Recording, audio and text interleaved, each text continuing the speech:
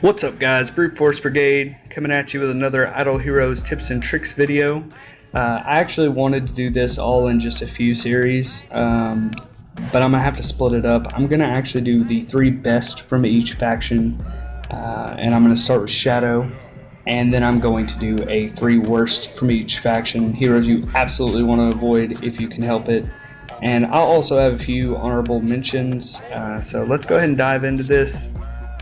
I'm having some issues with YouTube, so to save time, I'm going to skim over a couple things, but should be plenty in-depth enough.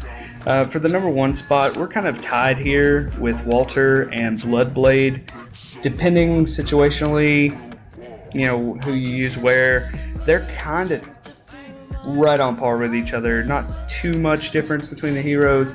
I think Bloodblade is definitely a little better in PvE, and Walter is pretty much the same, but a little bit better against like marauders and guild bosses and things of that nature. So let's go ahead and just, for argument's sake, slip Bloodblade into that number 1 slot, since he does dominate pretty well in PvE. You can see here their stats are pretty similar. They're on par with other assassins, so I'm going to go ahead and skip that and just let you guys know that they are on par with other assassins, so their stats are pretty good. Alright, let's go ahead and take a look at his abilities. Deal 146% of attack damage against 3 random enemies, which is great because that means he's not just going to hit backline, he's not going to just hit frontline, he can hit anybody on the board, so you don't have to worry about, taking out the frontline or taking out the backline before you can do damage to their tanks or to their DPS unit. Next we have 46% of the attack, extra damage each round for 3 rounds, which I'm assuming is kind of like bleed. These are written kind of weird. It's kind of hard to say for sure what some of them do, but I think we could go ahead and say out of those 3, they do an additional 46% of the attack damage for 3 rounds. If the target is a ranger, then increase extra damage by 62% each round. That's not as helpful as it used to be back whenever rangers were the meta. Right now, we're still kind of in a tank slash priest meta. For now, I'm sure assassins will come back around at some point when they start releasing more assassins. And of course, rangers will come back around as well. Rangers are still pretty good, so having this is fairly effective. He also heals himself for 170% of the attack as HP, and it cannot be dodged. Once again, something that kind of hurt Mickey back in the day. So that 170% attack that heals him is one of the reasons that he is just a beast in PvE. For things like Tower of Oblivion, it helps out quite a bit, and more so even the Aspen dungeon, because much like Ormus, he heals himself, so he doesn't just have to get chipped away there, get some of that health back. Let's go ahead and look at his next ability here. Each attack has a chance to bleed the target, dealing 45% of attack damage each round for 4 rounds, and gains 16.8% armor break for 4 rounds. All Shadow faction, pretty much, heroes get armor break. So it kind of makes armor get to be sort of ridiculous in that it doesn't really do much.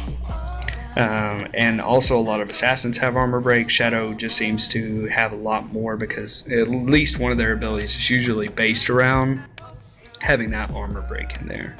And then he's also got that bleed, which is fantastic. It's 100% chance of hitting the target. And so that's just extra damage taking down people. 4 rounds is quite a while as well, so that's great.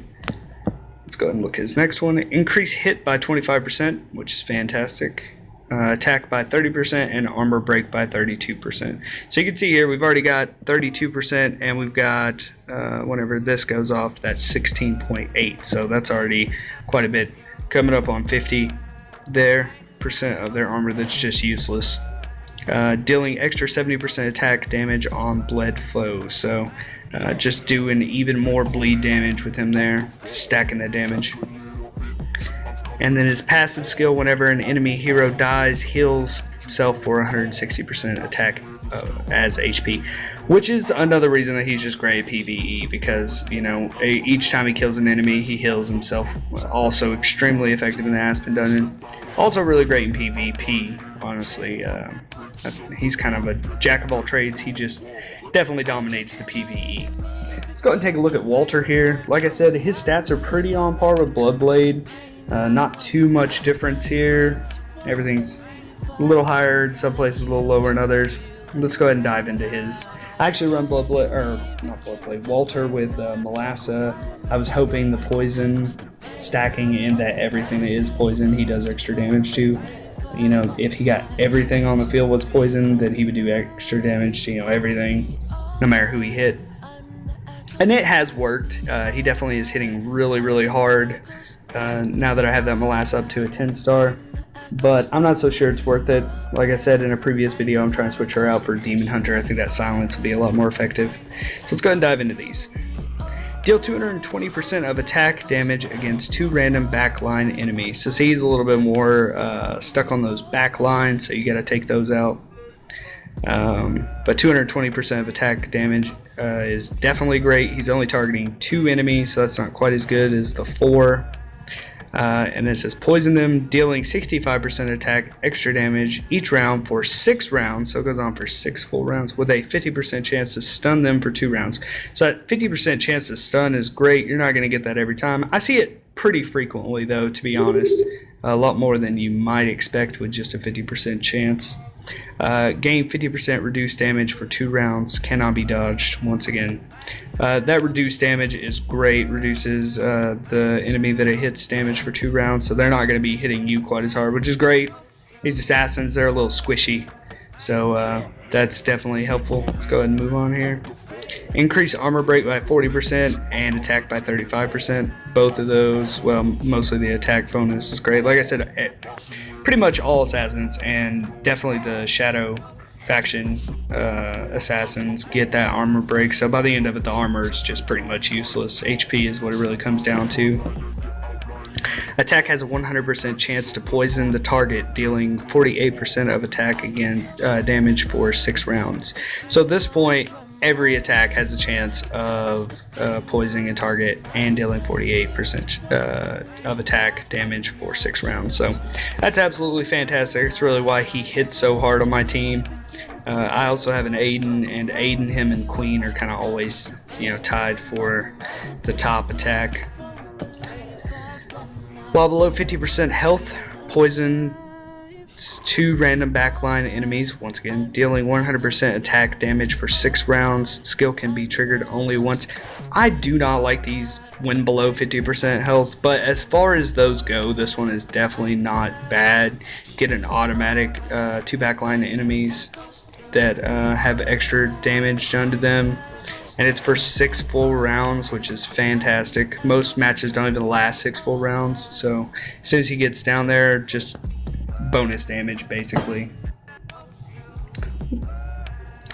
Alright, and next I would definitely say the 3rd, if not 2nd best hero for the Undead faction is Aiden. Aiden is not really a softer version, but he's kind of the shadow version of Flame Strike, which we'll be talking about later. He's got quite a bit of HP. His attack is really good. I think mine's sitting at 80,000 with, you know, gems and stuff, and they're not even maxed out. So his stats are really, really good. He's slow, of course. He is a mage. They're all kind of on the slow side. But let's go ahead and dive into his abilities. Deals 98% of attack damage against all enemies with 100% chance to silence warrior foes for 2 rounds. So he didn't have that silence before. That's fantastic. Just because we are in, like I said, a warrior priest meta still kind of. I think this is the end of it. It's about to start trickling off, if I'm not mistaken. But that 100% chance to silence those is great. That means your heroes like Brea can't unload quite as quickly as they usually do, or even Edga. Edga's another one that kind of just blows up, and Sigmund is another one. He's really popular right now. Gain 20% attack for 3 rounds, so we know that's great. Oh, sorry guys.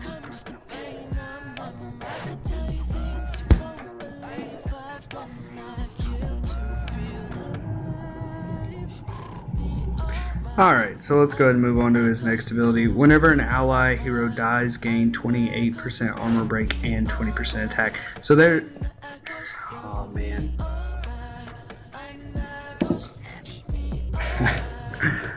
Whoops. Okay. So there, once again, is that armor break that we were talking about. Alright, yeah, that most of the Shadow heroes have. Even though he's not an assassin, he still gets a fair amount of armor break, 20%, which is not bad.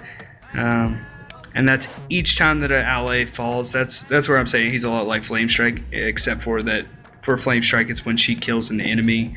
So I keep him in my second slot. By the time my numbers start getting a little on the low side, he really just goes off because it stacks each time. You get another 20%.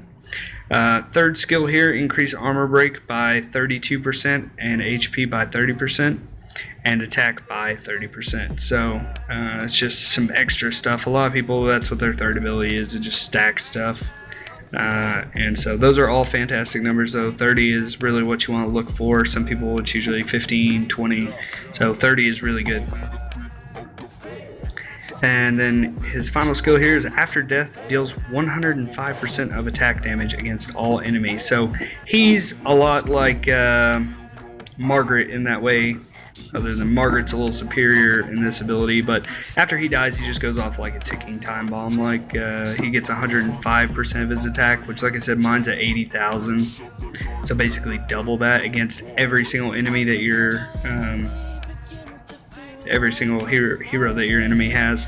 So that's just phenomenal. In fact, I'm surprised no one's tried running him as a tank. It might not be too great. It's probably better to take advantage of this ability here than to take advantage of this one, but that's still fantastic. Having him in the second slot is helpful because sometimes your tank goes down and then he goes down directly after. Getting that little last minute explosion is fantastic.